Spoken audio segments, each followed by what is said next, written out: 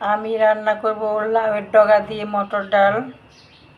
মটর ডাল আমি 2 থেকে 3 ঘন্টা ভিজিয়ে রাখবো, যেহেতু মটর ডাল সিদ্ধ হতে অনেকটাই সময় লাগে।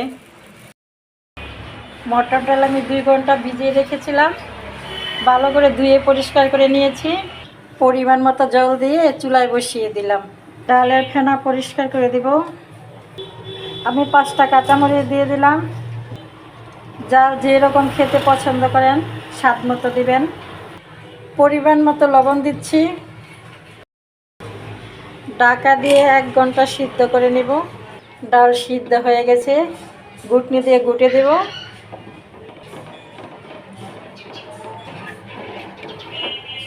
ডাল একেবারে গলে গেছে। আমি এখন দিয়ে দেব লাউয়ের ডগা। লাউয়ের ডগার একদম উপরের কচি অংশটা নিয়েছি। আমি অল্প কচি পাতা নিয়েছি, এই পাতাও দিয়ে দিব।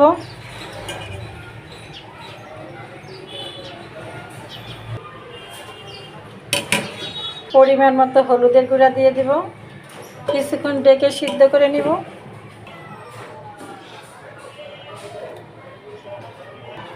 ডাল একবারেই গলে গেছে। কড়াইতে তেল দিয়ে দিলাম। তেলের পরিমাণটা একটু বেশি দিব।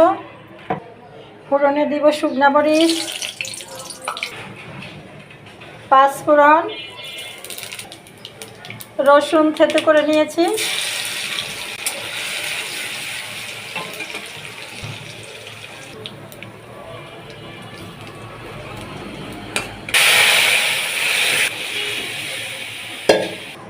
এইভাবে একবার মটর ডালের লাউয়ের ডগা দিয়ে রান্না করে খেয়ে দেখেন, খেতে খুবই মজার হয়।